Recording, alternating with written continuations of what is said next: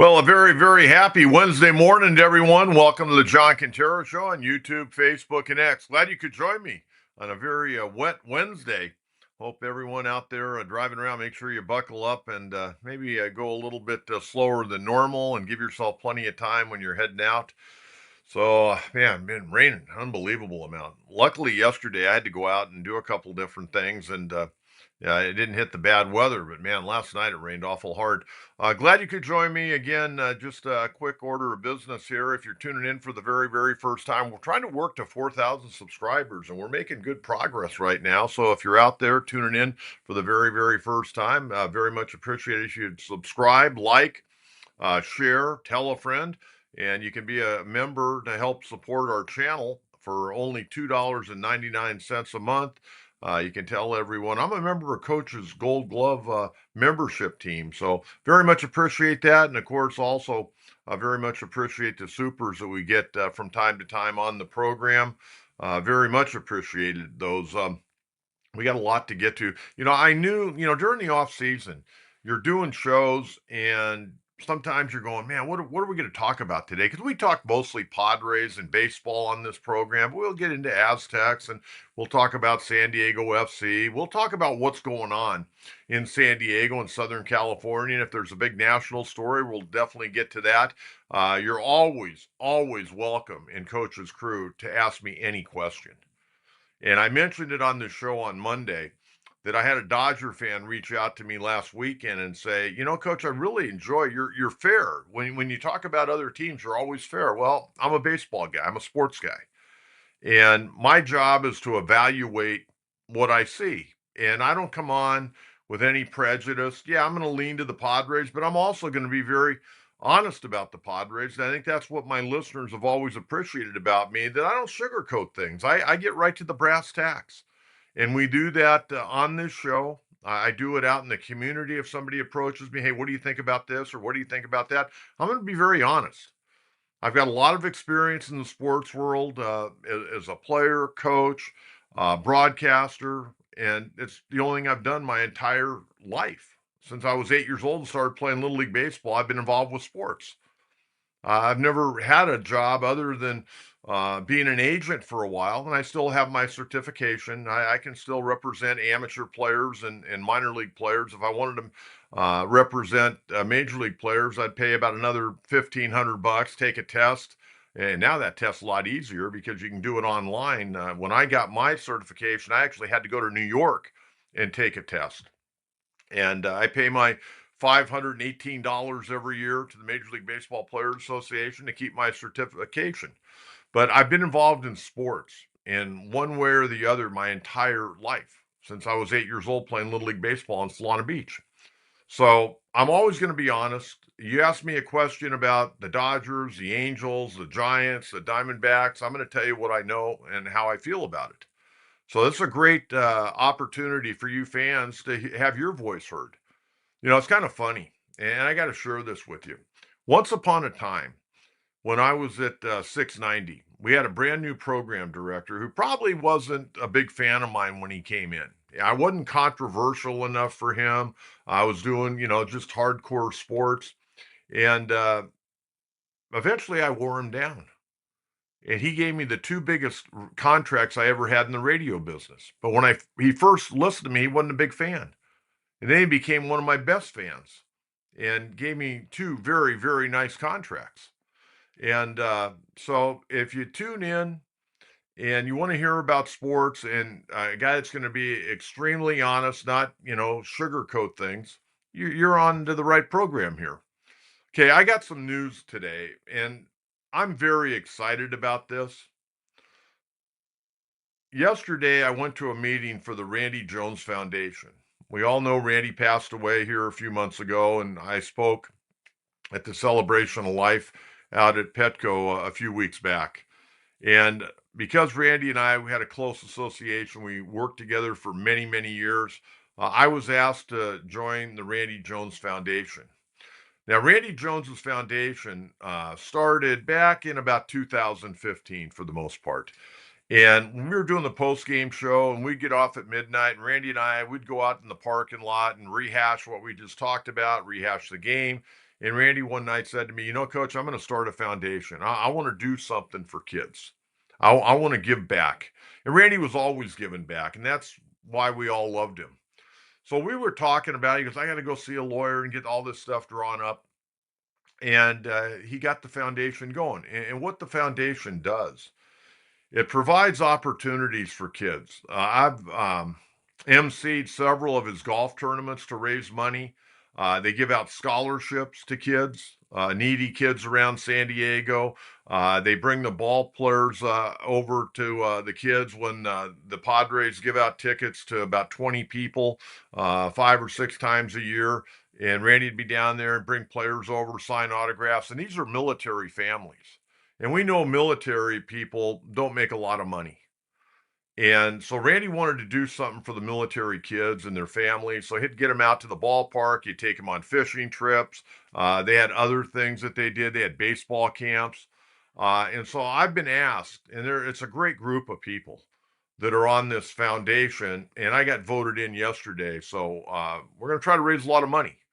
We're going to try to raise a lot of money so this foundation goes on forever and ever. When all of us are gone, this foundation will continue to help kids here in San Diego. And we'll continue to do things out in the community. We got to raise a lot of money. We got to raise a lot of money. We have a couple of men that have already donated enough money to fund this for the next 2 years without a problem.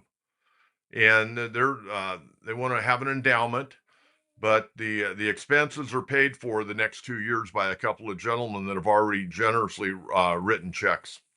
So you're going to hear more about it on my program. We're going to get things out in the community. There's going to be a 35-35 club where they're going to try to get 35 people to donate $35,000 and be a ground member of the foundation, the 35-35 club. So if you want to donate $35,000, get in touch with me. And I know there are a lot of people that can do that. There are a lot of people that can't do it. I can't do that. But we're going to go out there and we're going to try to make this thing work for the Randy Jones Foundation. And I don't know, Randy was such a good guy, and we had so many fun times together. I want him and his family's name to live on forever, because really, you go back to the middle 70s when he had those fantastic years in 75 and 76, he was our guy. And we've talked about that. He was our first national star. He was on the cover of Sports Illustrated. In 76, he won 16 games before the All-Star break. Yeah, but you know what? Randy Jones did more than just be a baseball player. Baseball is what we knew him from, but he was so much bigger than that because of what he did in our San Diego community. So we want to keep Randy Jones and his name alive along with the foundation. So if you want to make a donation, you can go to the website, the Randy Jones Foundation, make a pledge or whatever. But we'll tell you more and more. But I'm very excited about being on the board of directors. So we'll try to do the best job we possibly can. Okay, we got a lot of Padres stuff today. And I want a lot of you out there to put on your general manager hat. Okay, put your general manager hat on right now, because we're going to get in here in a few minutes. We're going to get into Padres roster construction. This is going to be fun.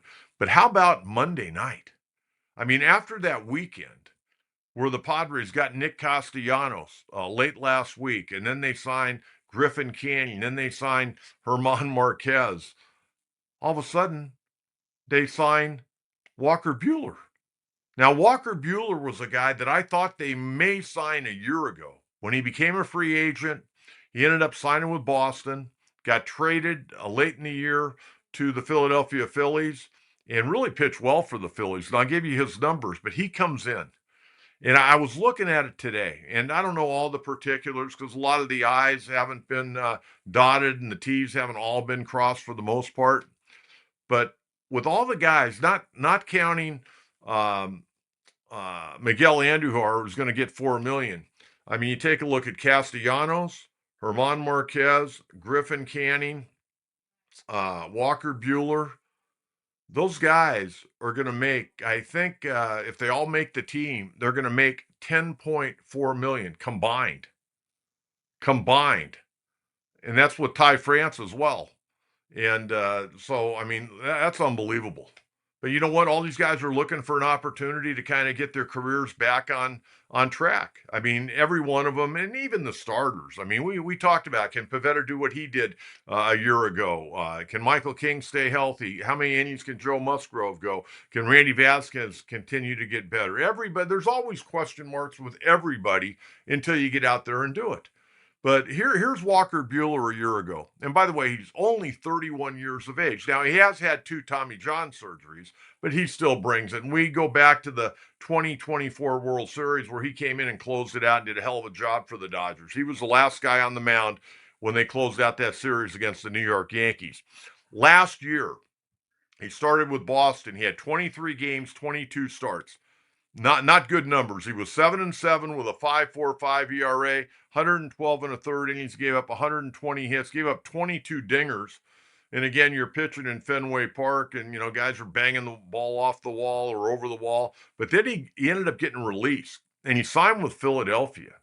They sent him down to AAA, to kind of keep him rolling until the rosters expanded. And then he came in and did a hell of a job. He pitched in 3 games for the Phillies last year. He had 2 starts. He went 3-0 with a 0.66 ERA. He pitched 13 and 2/3 innings, gave up 10 hits and 1 run, 6 walks and 8 strikeouts. This guy has been a 2-time All-Star. He's been on a team that's won 2 world championships. He's a winning player. He was a top draft pick out of Vanderbilt a number of years ago. And he's young. He's still, considering he's had 2 Tommy John surgeries, he can still flat out bring it. So we'll see what he brings to the table. But again, it's not costing you a whole lot. I mean, he's signed for $1.5 million, and with incentives, he can get up to $2.5 million. So I mean, that again, AJ Preller in the comments in the paper today, he gave the assistant general manager, who I talk about all the time, Josh Stein, gave Josh Stein a lot of credit for what's going on right now, because Josh and AJ work very, very well together, and Josh has got a good vision, a good plan, and he does a good job of presenting this to the agents as well as AJ. So let's get to Padres roster construction. I mentioned it last week before all the bevy of signings. I said, when they signed Miguel Andujar, I said, and they got Freddie Fermin behind the plate, I go, this ball club on paper is better than it was a year ago. And, I'm not going to go through everything, but I mean, look who our opening day outfielders were. Aside from Jackson Merrill and Fernando Tatis Jr., we had Jason Hayward and we had Brandon Lockridge. Okay, Hayward got released, never signed again. Lockridge got traded. And this year, your starting left fielder is going to be Ramon Laureano. Okay, behind the plate, you got Freddie Fermin opposed to Martin Maldonado and Elias Diaz. A lot better. Now, let me take you through this. And before too long, we're going to get out and get to your questions. Now, I want you to really keep that general manager's hat on here. Okay, right now, this is the way I've got it. And again, everything's subject to change, injuries, trades, other guys from other teams getting released. Maybe the Padres want to put a claim in on. But here's what I've got right now. And I'll tell you, it's going to come down to the bitter end on some of these ball players. And, I'm looking, Nick Castellanos, does he make this team?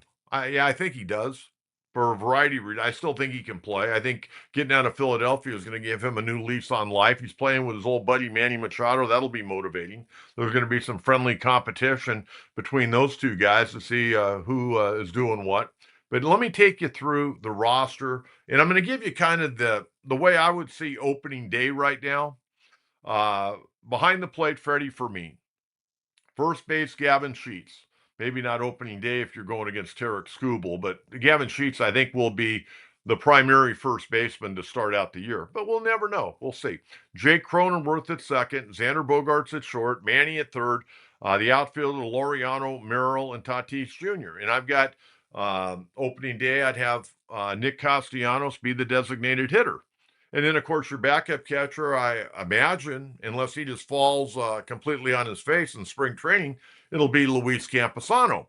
Now, the other guys, and, And I'm looking at Sung Moon Song. I don't know if he makes this ball club, to be honest with you.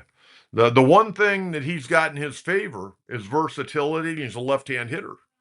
But check this out. You got Miguel Andujar, you got Ty France, you got Will Wagner, who didn't do a lot with the bat, but a pretty good glove. He can play third, he can play second, could play first. Not sure. We didn't really see him at shortstop at all. Maybe they'll throw him out there in spring and see if he can play shortstop. And then you got Sun Moon Song, you got Mason McCoy, who can play shortstop, but not going to give you a whole lot offensively. And then Bryce Johnson, an excellent outfielder who played very well for the Padres last year. He had 76 at bats and he hit 342. Not a lot of power, one homer, 8 RBIs, and 817 OPS. But, with Fermin and Camposano, those are two. You got Sheets, Cronenworth, Bogarts, Machado, Liriano, Merrill, Tatis Jr., and Castellanos. So you've got 10 guys right there. You got 10 guys right there. And then you got Andujar, France, Wagner, Moonsong, McCoy, and Johnson. I would think Miguel Andujar would make it. He hit 318 last year between the A's and Cincinnati. Ty France won a Gold Glove last year. Didn't hit with a lot of power, only had 7 home runs between his stops last year with 2 different ball clubs, Minnesota and Toronto. Toronto picked him up for the World Series and for the postseason. So, I want you to give me your guys. So we got 1, 2, 3, 4, 5, 6, 7, 8, 9, 10. And then you got Andujar, France, Wagner. That'd take you to 13. What happens to Sun Moon Song? Or to one of these guys that's not going to be a starter, do they opt out of their deal to maybe hook on with another ball club to where they can be a starter? I don't know. But this is going to be interesting. We actually have some real competition. I mean, first base, I can't imagine how many guys are going to be taking ground balls at first base. I mean, Gavin Sheets is taking ground balls there. Nick Castellanos never played there. He's been taking them. I heard a little bit rough that first day, but you would expect him to. But remember, this guy played third base. If he can play third, he can move over and learn some things at first base. First base is a little more difficult than people make it out to be. And then you've got, Miguel Andujar may get a little time over there. Ty France. I mean, they're going to be a long line of first basemen out there. But you got some dudes that can hit. Ty France can hit. Andujar can hit. I mean, we got some dudes that can come off the bench. We don't have Yuli Gurriel or an aging Nelson Cruz or an aging Matt Carpenter. I mean, that one year, David Peralta, they signed late. He did a hell of a job. Donovan Solano did a great job with the Padres. But over the last 5 years, we've had some guys who were, they were on their last legs here in San Diego. So we've got some really good players. How good? Only time's going to tell, but you have to be excited. If you're a Padres fan, and I'm a big Padres fan, as you all know, I live and die Padres baseball. We've got some players, man. And we've got some arms. Now let's get into the starting rotation. Friday, I'm going to go through the bullpen a little bit, but today I'm going to go through the starting rotation, and then we're going to get to your questions on Coach's Crew. Okay, starting rotation right now. We thought when they arrived a week ago on the 11th, we figured, you know what? Here's the rotation. Pivetta, King, Musgrove, Vasquez, and a bunch of dudes competing for the number 5 spot. I'll tell you what. I think now with all the arms that you've got in camp, legitimate arms, guys that have a good resume, I think Randy Vasquez is going to be fighting for his job, to be honest with you. And Randy pitched great last year. Pitched great. Made great strides from 2024 to 2025, a completely different pitcher. But Pivetta, King, Musgrove, and Joe, as we all know, coming off Tommy John. Okay, and you got Vasquez, you got Walker Buehler, you got Herman Marquez, you got Griffin Canyon, you got Matt Waldron, you got the left-hander Marco Gonzalez, who had flexor tendon surgery last year, didn't pitch at all. You got J.P. Sears, you got Tristan McKenzie, who everybody keeps talking about. But he hadn't done anything in the last several years. He's 28 years old. 4 games last year, 5 2/3 innings, no record, and 11-12 ERA. But everybody talks about his great arm, and I think he's out of options. So he either makes this team or they put him through waivers, and if he doesn't get claimed, he goes to AAA. But everybody's saying, "Oh, Tristan McKenzie, he hadn't done anything in the last several years." So that's what I've got right now. But again, the Padres are building depth. I mean, if Walker Buehler doesn't make the team, then he's out and he goes somewhere else. Same thing with Herman Marquez. Griffin Canning not completely healthy right now from that Achilles that he tore last year pitching for the Mets.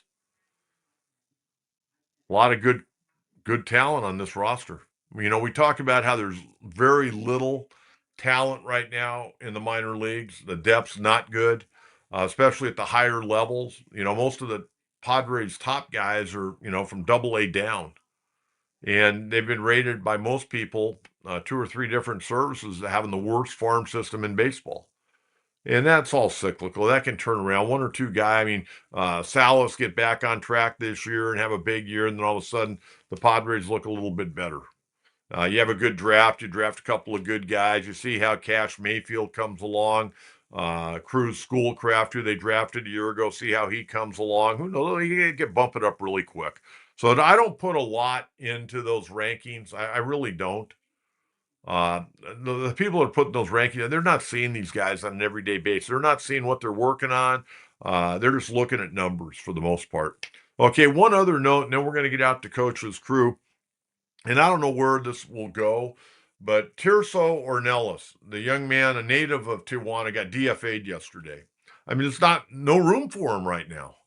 And 1 for 16 last season in his first journey to the big leagues.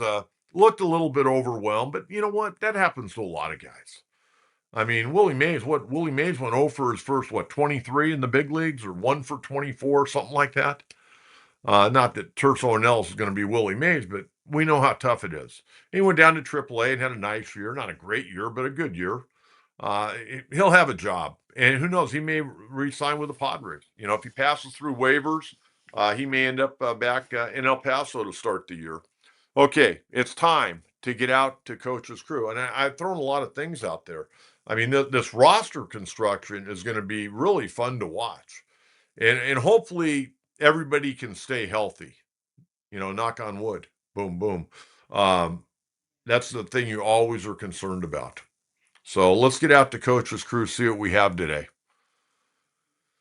All right, Nathan. Nice to have you, Nathan. Pitchers are drawn to our Padres and the Niebla stamina effect. I think you go back a long time. I think a lot of guys have been coming to San Diego to get their career rejuvenated. We've seen it time and time again. Before Ruben Niebla, you go back many years, Darren Balsley was a pitching coach for about a dozen years, one of the best in the business. Ruben's done an incredible job. We just got to get some of these other guys to come through. And I'm sure that Ruben, and I talked a little bit about this on Monday, I'm sure before the Padres signed some of these guys, Ruben looked at tape extensively. And one thing that I've noticed out when you're seeing a lot of the spring training footage, I've noticed Buddy Black walking around quite a bit. Buddy's very much involved with this ball club. And that's a good thing. He's a great baseball man, knows how to deal with people. And I'm sure him and Ruben are talking constantly, as is Buddy and Josh Stein and AJ Preller. So Buddy Black very much in tow out there at spring training. And I know Buddy had several opportunities, but he lives in San Diego. And, where he's at in his career, I don't know if he'll ever manage again. I don't know if he'll ever be a pitching coach again. But to have his knowledge in the organization and his personality, it's a real plus for this ball club. No question about it. All right, Nathan, thank you very much. Appreciate you tuning into the program. Oh, by the way, Friday, the charity game in Seattle. And we'll talk more about that on Friday morning. Padres haven't announced, and they may do it today or they may wait till tomorrow, who's going to pitch on Friday. But the Cactus League opener, the charity game, we used to always joke, does the charity game count in the Cactus League standings? I don't know if they do or not. We'll have to wait and see when they put the standings out. But anyways, Carl, give me offense off the bench, McCoy Wagner and Sung Moon go to minors. Give me Andujar in France. I'm not going to argue with you on that right now. Um, you just got to find out. You got to have a guy at the big league level who can play shortstop. And I don't know if Andujar, I don't think he can play shortstop any longer. He played shortstop early in his career a little bit, but he's played mostly second, third, left field, DH. Now they're working him at first base, trying to make him a jack of all trades. Um, I don't know. I got to see Sung Moon Song. I'm hoping he can make the team, but we'll wait and see. Only time will tell. And you know what? He may start the year in the minors, get off to a good start. Somebody goes down, you plug him in. It's going to be some great competition. Going to be fun to watch each and every day during spring. I love spring training. I wish I was going this year. A lot of money to go over there. A lot of money to go over there. But it's a lot of fun. I can tell you that. All right, Carl, thank you very much. Very much appreciate that. Oh, wow. Thank you very much. Very much appreciate that. We get a few more of those. We may be going to spring training. I have a feeling there's going to be a jam for the fourth and fifth rotation spot. Can we flip these minor league contracts into trades to rebuild the farm system? Well, you'd have to add them to the 40-man roster, um, more than likely. But no, you could trade them. I don't know what is in the minor league contract right now. Part of the deal, these veterans, they always have an opt out. It's usually, it could be at the end of spring training. It could be by, May 30th. It could be June 1st. Everybody has different opt outs in their contract. But going to be fantastic. I'll tell you, one of the guys I'm kind of anxious to see because he does have a lot of major league experience, and I do think he's okay, but I think he had to change some things. I'm really anxious to see if we see a growth out of JP Sears. I think there's something there, and let's see what Ruben and the staff have come up with during the offseason. And I'm sure they presented him a plan at the end of last season to work on some things coming into spring training. I'm kind of anxious to see what they do with his repertoire pitches a little bit. That will be very interesting. But you know what? There could be some more trades. There very well could be some trades. Maybe prior to opening day. I mean, AJ is famous for the night before or two before opening day to make a trade. And remember, they open up March 26th at Petco against Tarek Skubal and the Detroit Tigers. Man, we could see Verlander in that series. How about that? Framber Valdez. How would that be? I talked a little bit about it. You get Tarek Skubal, you get Verlander and Framber Valdez in a 3-game series. The other kind of quirk in the Padres schedule is they play on Thursday, Friday, Saturday, and the first Sunday of the Major League season, they're off. They're an off. Then the Giants come in the next night. OG, triple OG, thank you very much. Very kind of you. I appreciate that. Very much appreciate that. Richard, Coach, do you agree with the cheap contracts that we gave out to the players that used to be top dogs to play for us? Well, I think if you look at it, uh, you got to kind of take one at a time, and I don't know which ones you're talking about, but I guess you're maybe talking about some of the guys that recently signed. Um, I don't know. I'm trying to really understand that question a little bit. Do you agree with the cheap contracts that we gave out to players that used to be top? Okay, I got that now. Yeah, because you know what? Those guys are looking for an opportunity. And again, it's creating depth for the organization. I talked about it the other day. Jack McKeon's old theory, man, get a bunch of dudes in there that are healthy and that have, had some success, throw it against the wall and see what sticks. And, Walker Buehler, he's coming here to kind of get his career back on. He had a rough year last year. I mean, his overall numbers were, okay by modern standard. He was 10-7 with a 4.96 and a 1.52 whip, but, he wasn't very good with Boston. He was in a short sample size. He was very good with Philadelphia. But, if he comes in here and pitches well and pitches like a number 1 or number 2 starter, he's going to make over $20 million a year from now. And Herman Marquez, 3-16, trying to get his career back on line. Griffin Canyon coming back from an injury. Some organizations probably didn't want to wait. They needed to spend their money in a different way, but they were able to get Griffin Canyon, a guy that grew up in Mission Viejo, pitched at UCLA, pitched for the Angels, probably wanted to stay in Southern California. So they made an offer. So I got no problem. It really didn't cost the Padres very much money at all. Like I mentioned, all the guys they've signed in the last 4 or 5 days, a total $10.4 million. And some of those guys may not even make the ball club. So it'd be even less than that. We'll just wait and see how it goes. I had a hard time reading that question the first time, but I got it. Okay, what else we got? Good question, though. Very good question. What else we got here? Keep that GM hat on, everyone. I feel like JP Sears and Randy Vasquez were too focused on getting strikes instead of outs. If they embrace a ground ball pitcher's approach, they will be great. I think JP Sears, um, I don't know. To me, he overthrew. His fastball is probably average, but to me, it looked like he didn't have a lot of movement. And maybe, change your grip, change a few things, maybe get a little movement, a little more sync. But he used to pitch. To me, it seemed like he was up in the zone a lot.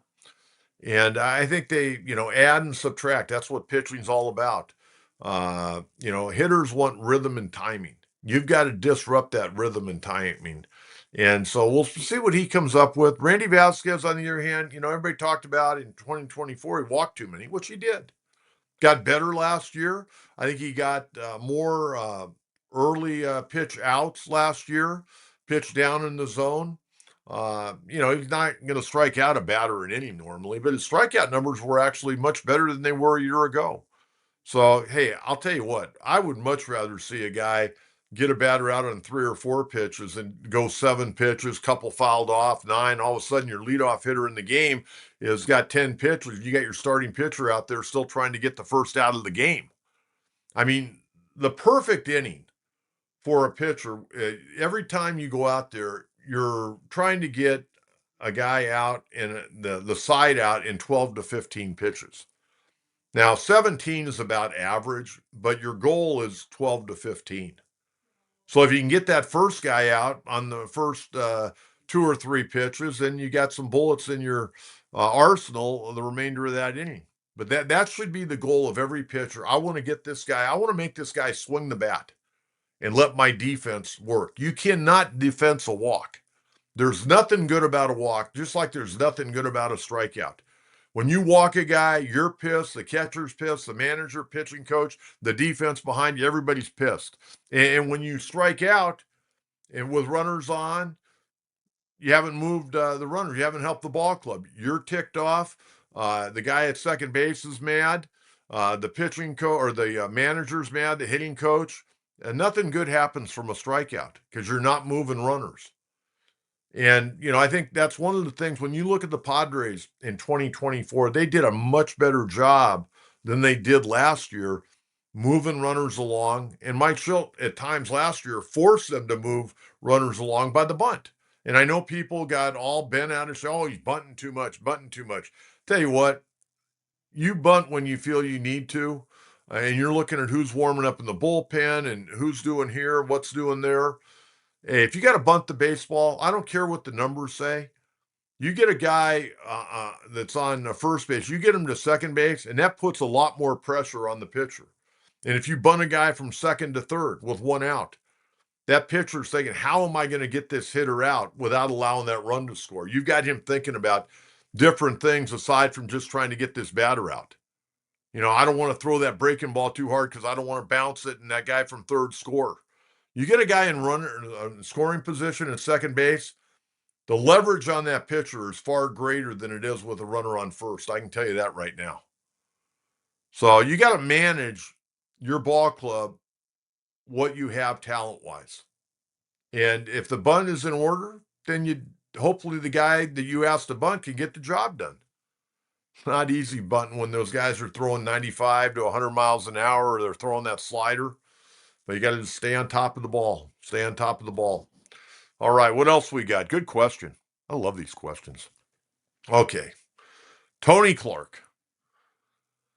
Oh, man. This one was a tough one for me, folks. I'll be very honest. I like Tony Clark as a person a great deal. I've known him since he was a 16-year-old kid. I drove my little Toyota truck out to Valhalla High School when he was a junior, and I gave him an award for academic excellence as an athlete in San Diego. I had this academic program that I got Mr. Lynch to put together, and I would honor uh, a lot of kids each and every year in a variety of different sports, male and female. And I went out and gave Tony an award when he was at Valhalla, and then the following year he transferred to Christian. And we know about his great basketball exploits. Originally went to Arizona, came back and was playing professional baseball with the Tigers, but he played basketball at San Diego State. But his basketball career never really amounted to what I think a lot of people thought. When he graduated from high school, he was the all-time leading scorer in San Diego. A lot of you may not have known that, but he hurt his back, and it really curtailed basketball, and at times it curtailed his baseball. But he went on and had a heck of a career. Heck of a career. In fact, I'll tell you another story in a minute.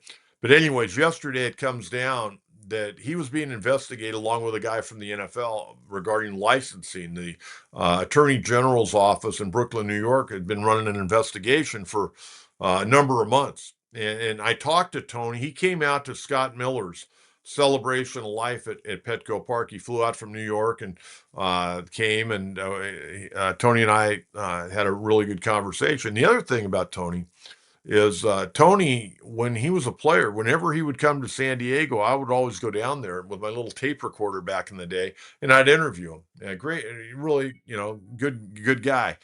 But then yesterday afternoon, man, what a lapse of judgment on this one.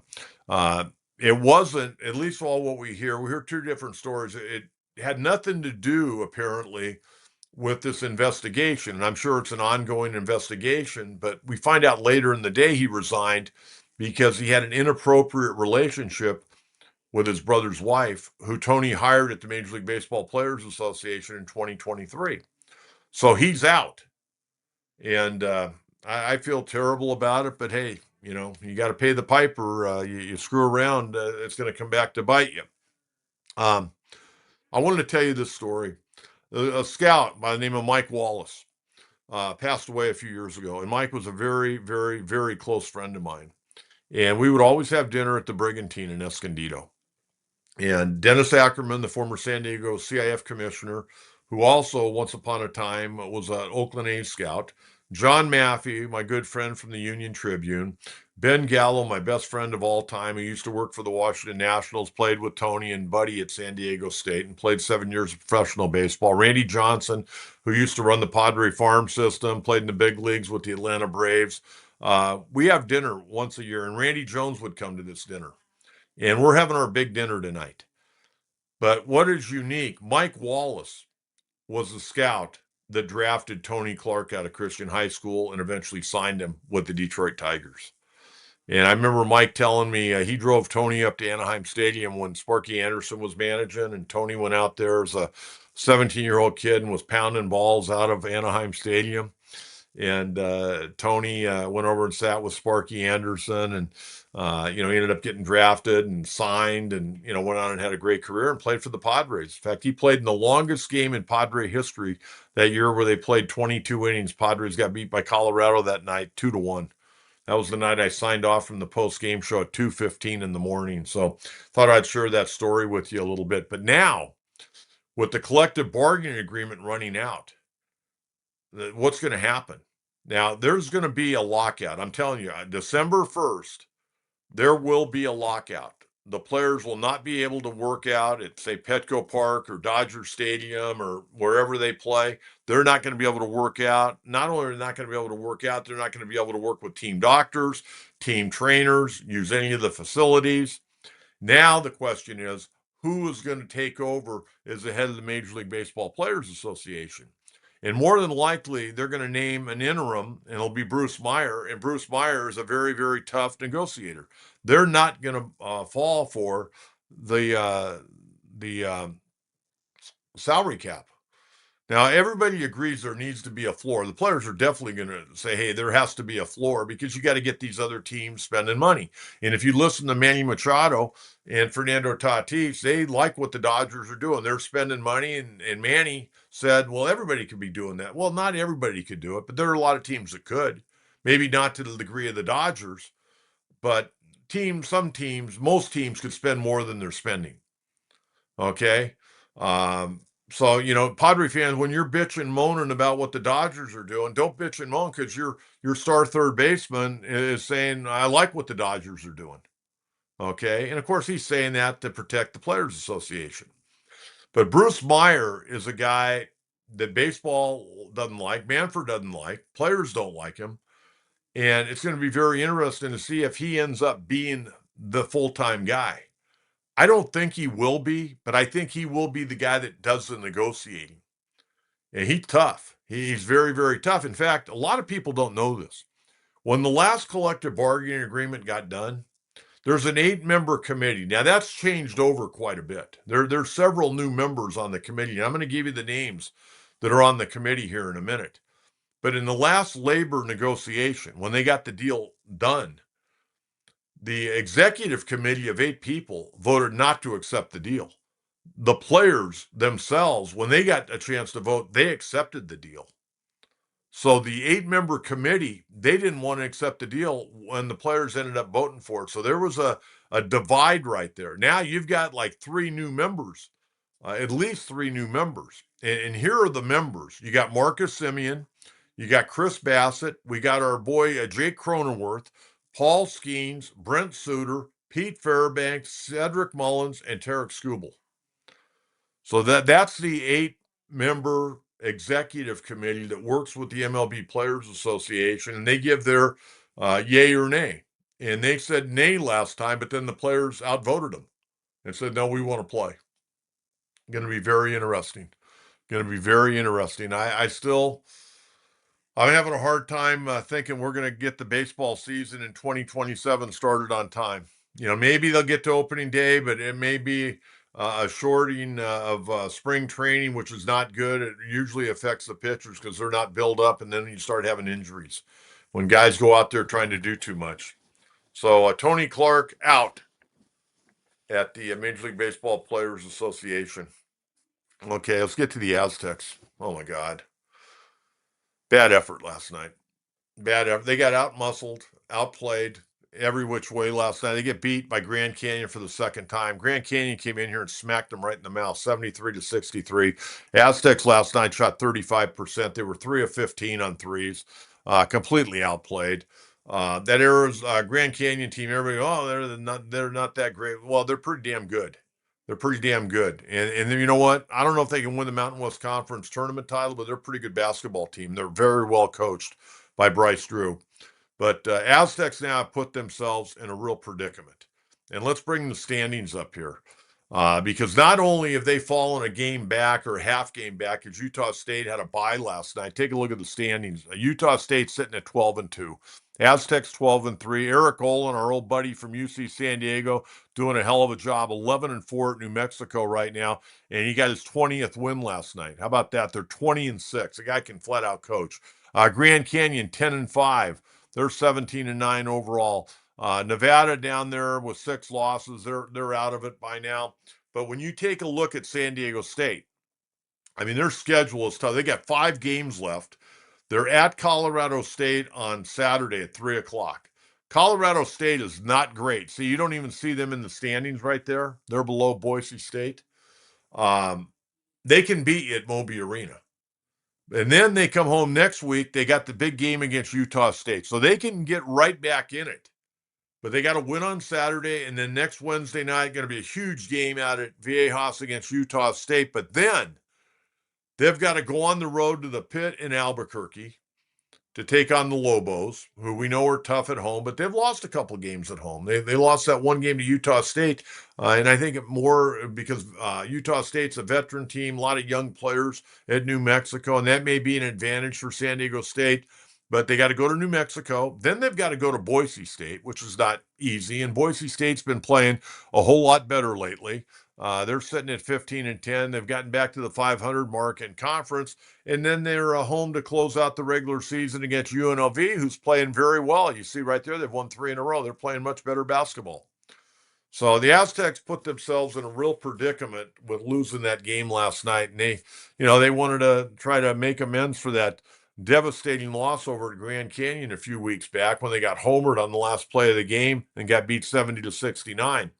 I think right now, and you're going to have all the pundits say, "Well, they're the first team out, or third team out, or fourth team, whatever." I'm going to tell you right now, I have a feeling they're going to have to win the Mountain West Conference tournament. Now, can they win these last 5 games? Absolutely. Can they win the Mountain West Conference? Absolutely, they can. But they've got to be a little bit more consistent, and they definitely have to shoot the basketball better. Everybody was anointing the Aztecs as this great team that was going to make a run for the national title. I mean, right now, they're treading water. Right now, they look like they're going to the NIT. And I know Aztec fans don't want to hear that, but right now, it looks like you're probably headed to the NIT unless you win the Mountain West Conference tournament. And I think the Mountain West Conference tournament, it's going to be up for grabs. It really is. So that's what I got for you on the Aztecs today. Okay, let's get to our coach's mailbag, see what we got from last program. At 9, Realty, all these signings are huge for the program, low risk and possible high reward. Throw enough on the wall and see what sticks. Absolutely. Absolutely. And you got a lot of guys that are motivated. You got guys right now like Herman Marquez. He lost 16 major league games last year. I mean, that can really get into your psyche. He's trying to rebuild his career. Granted, he pitched at Coors Field. He played for one of the worst teams in baseball history, the Colorado Rockies. So he wants to get his career back on track. Walker Buehler wants to come out of the gate faster. Griffin Canning right now just wants to get healthy. Andrew Har wants to find a position. Did a good job when he played last year. Hell, he hit 318. Did a really nice job. Got to get that power back that he had early in his career with the Yankees before all the injuries started to bite into him. He hit 10 home runs last year. In rookie year, he hit 27 with 49 doubles, broke Joe DiMaggio's Yankees doubles record, drove in 92 runs that first year. But he's had a lot of years where he hadn't played more than a couple dozen games. But he's still a young player. Keep him healthy one way or the other. And Ty France, I've always liked Ty France. Ty France, a good hitter. Put the ball in play. Got a little power, more of a doubles guy than he's a home run guy. But what do you have to lose? You didn't pay these guys pennies on the dollar, as Manny likes to say. All right. Thank you very much for that. Good question. Michael McKay, all this talking to be second place to the Dodgers again. What are the Padres going to do different this year? Well, I think the Dodgers have too much. They got too much depth in their entire organization. And they got some of the best pitchers in baseball. We got good pitchers. But, I mean, Yamamoto, Ohtani, Blake Snell, I mean, those guys are in the top 10. They're all in the top 10. And I didn't even mention Glass now. And their bullpen's going to be better. Vesey is back after that tragedy, losing that little baby. Yeah, that was a rough one. Kid from Alpine. Pitched at Steel Canyon High School, Steel Canyon Cougars. That was a tough one. But they got a tough bullpen, man. And then they signed Edwin Diaz. How about that? They signed Edwin Diaz and they signed Michael Tucker. Or Kyle Tucker, excuse me, Kyle Tucker. So they're going to be tough to beat. And I think Dodgers they'll probably win 98 to 100 games. Dave's not going to put that ball club in jeopardy to win a regular season game. He just wants to get to the postseason. Dodgers up there, they just want to get out, stay healthy, keep guys fresh, and then their season starts on October 1st. They're looking at it a lot different than everybody else looks at it. But again, they got pushed a little bit last year. But every time they got pushed, they went on a winning streak. So that's what you got. But I don't think anybody in their right mind right now would think anybody in the National League West is going to really push the Dodgers. Most people figure the Dodgers will win it between 5 and 10 games. And last year they won by 3. So there you have that. Okay, what else we got here? All right, user 23432. Are you worried about Nick's attitude in the clubhouse with Manny's already being an issue? No, not really. It is what it is. Sometimes the clubhouse stuff can be overblown, but other times it's real. And a guy like Machado, I do think sets the tone when he walks through that clubhouse door every day. Is he in a good mood, bad mood, mediocre mood? I think I think Machado's probably okay, but you can read him. I mean, I think he's a pretty easy guy to read. Walking around, if he's a little bit grumpy, and guys are going to get grumpy. I mean, we all get grumpy when you're tired, you've been traveling, and maybe didn't get your rest. Everybody, we're all human. Everybody gets grumpy. But Machado, I don't know. It just seems like guys walk on eggshells around him. In fact, I think there's people in the organization that walk around on eggshells when Manny's around. So that's what I got for that. But I think Castellanos knows he's making his 20 million this year. He wants to make 15 to 20 next year, and the only way he's going to do that is by being a good guy and producing. And then he'll probably be somewhere else next year. But you got guys that are motivated that want to keep their careers going. And Castellanos is going to be 34 years of age. He's got a few years left. So he'd like to bankroll a little bit more money. All right. Thank you very much. Austin Prather.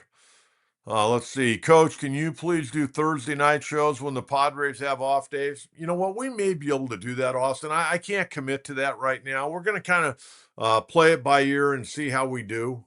We'll play it by ear, but I'm not going to rule it out. We did a few of those last year, and it kind of took its place for the Friday show.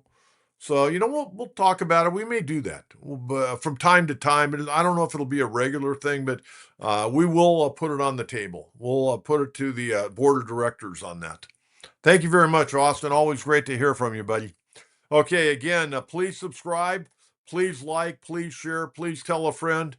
And again, if you'd like to be a member for our club, our Gold Glove membership, you can join. Just go to our YouTube page, $2.99 a month. Man, think about this. Friday, when we get on the air Friday, we're only going to be about 3 hours and 10 minutes away from Padres baseball in the charity game against the Seattle Mariners. And we'll have all the stats and stories. Who knows? We may even have the lineup when we come on Friday morning. But until Friday morning, stay dry, everyone. Be careful out on the roadways. And again, thanks for tuning into the John Kentera Show on Facebook, X, and, of course, YouTube. Bye-bye.